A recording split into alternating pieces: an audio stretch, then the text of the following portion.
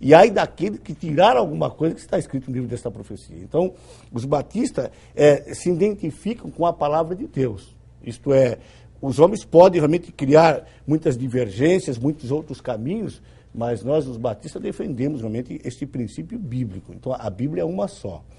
Existe, por exemplo, na Bíblia Católica, alguns livros acrescentados que são, digamos assim, as epístolas católicas. Mas ninguém vai intervir de maneira alguma nessa questão. Há um acréscimo. Mas dentro do seu contexto, os livros canônicos, entende, é uma só. Os que foram canonizados. Entende? E eu diria que o que está faltando é o ensinamento conforme a Bíblia é. Claro. Pronto, pode passar aí. Só um pouquinho. Tudo despingolado, mas funciona. Fala. Tudo de novo, estimado. O que tu quer saber? Tu gostou dos princípios, das coisas que...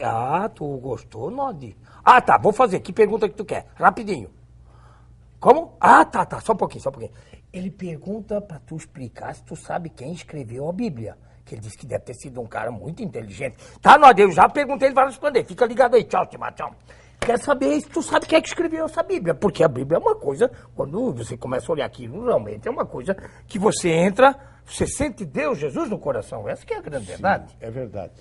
E a fé é uma coisa imensurável. Você não tem como avaliar de ser humano para ser humano, porque cada um tem a sua. Uhum. Neri, essa questão de escrever a Bíblia, inclusive, é o argumento que alguns têm para não acreditar na Bíblia. Como é que alguém escreveu a Bíblia? O apóstolo Paulo, aos Timóteos, ele diz assim, que toda a Escritura é divinamente inspirada. Timóteo capítulo 3, versículo 16.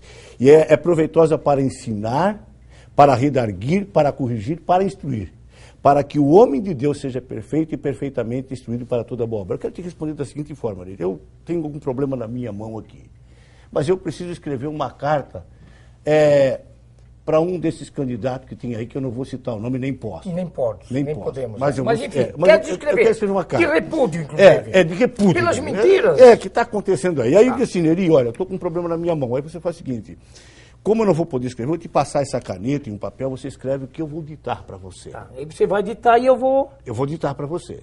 Você vai escrever.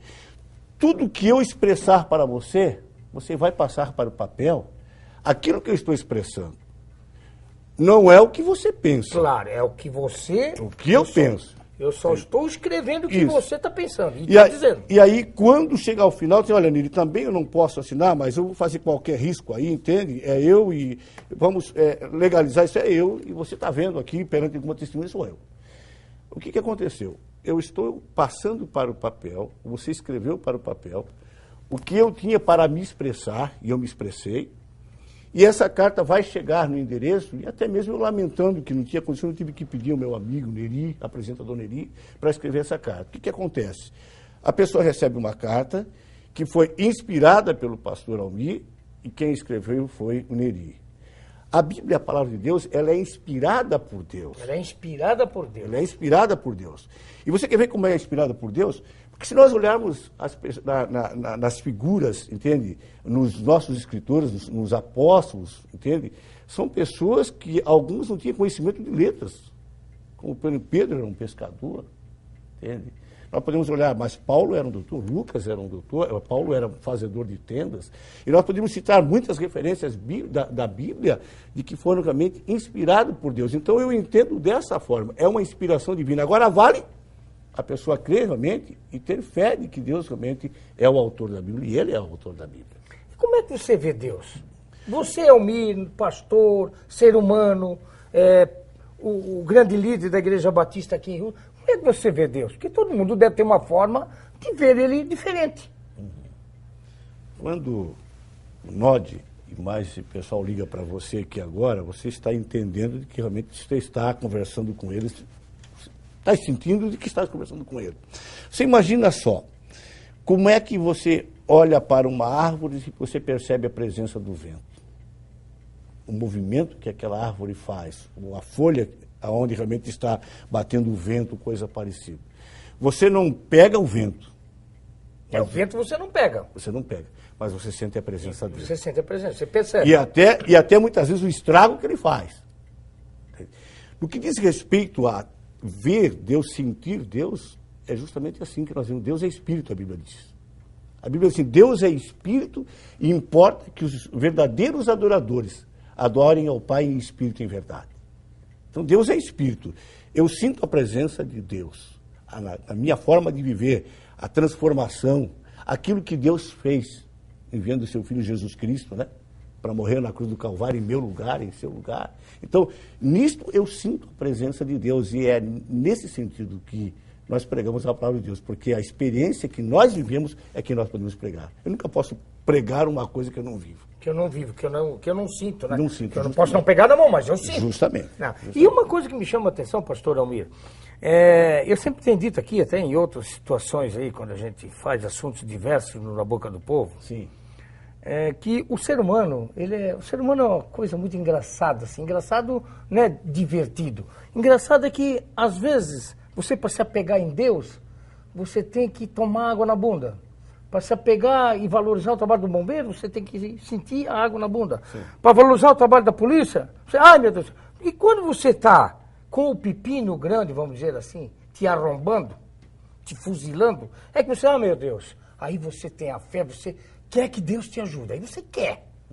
Senão, às vezes, você não dá muito valor para essa coisa fantástica que está ao teu redor, que você não vê, você não tem como apalpá-lo, mas você sabe que provavelmente ele até não existe. Aonde está, não sei. Mas eu preciso dele. E eu preciso da polícia, eu preciso do bombeiro. É as primeiras coisas que o ser humano chama. Quando não é o pai ou a mãe. Neri, eu já vi... E o pai ou a mãe nada mais que são os nossos deuses. Né? Neri, eu já vi experiência de declarações de que ateus, na hora da morte, clamaram por Deus. Ateus, só. Ateus, na hora da morte. Na hora da morte. Claro, porque na hora da agonia, não quero morrer. Não, meu Deus. Aí ele não é mais justamente. ateu. Agora, você falou uma coisa certa, Neri.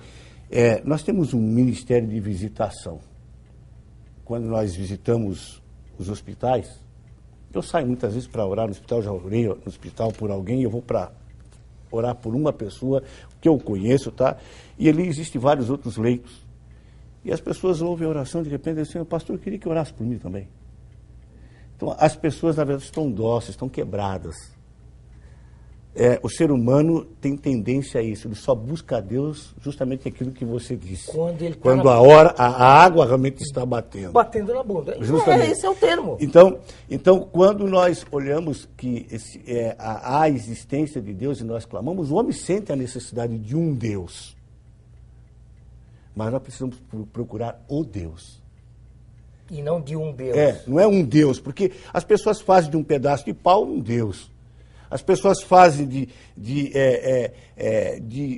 algo que está acontecendo um Deus. Lembra que uma vez um programa de um apresentador lá em São Paulo, o pessoal estava vendo lá algumas imagens num vidro.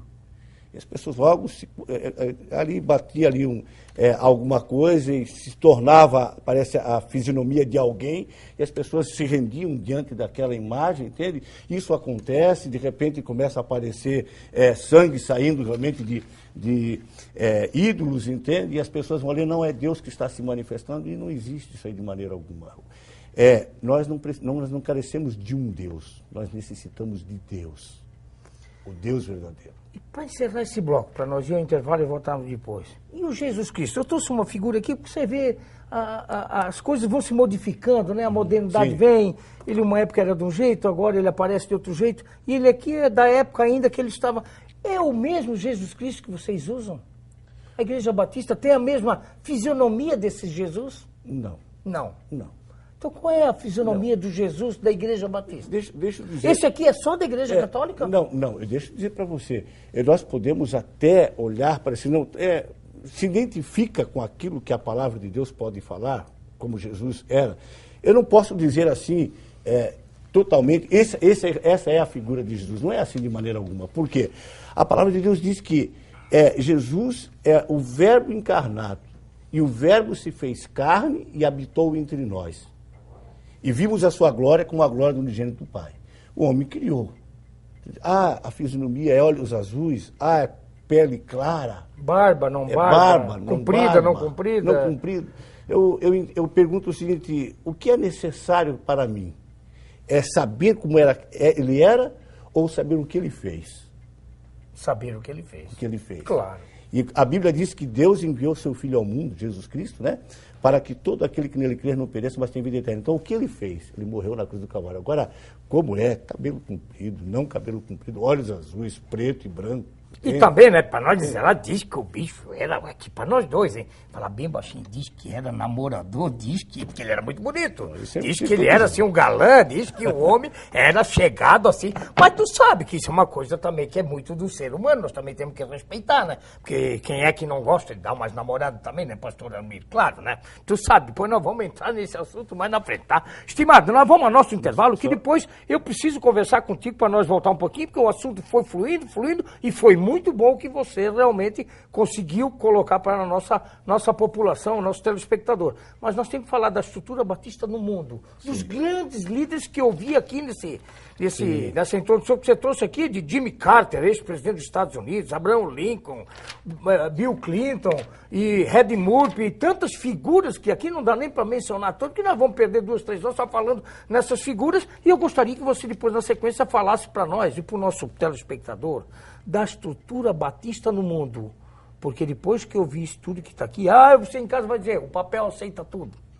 O papel normalmente aceita tudo. Mas o pastor Almir não ia trazer aqui no papel, botar esse nome desses grandes líderes mundiais que pertenceram e pertencem à Igreja Batista para contar firula. Então nós vamos no intervalo, vamos voltar com o pastor Almir para nós falarmos da estrutura da Igreja Batista no mundo. Na sequência ele vai falar do Brasil, Santa Catarina, e depois nós vamos ver assuntos gerais. Voltamos já.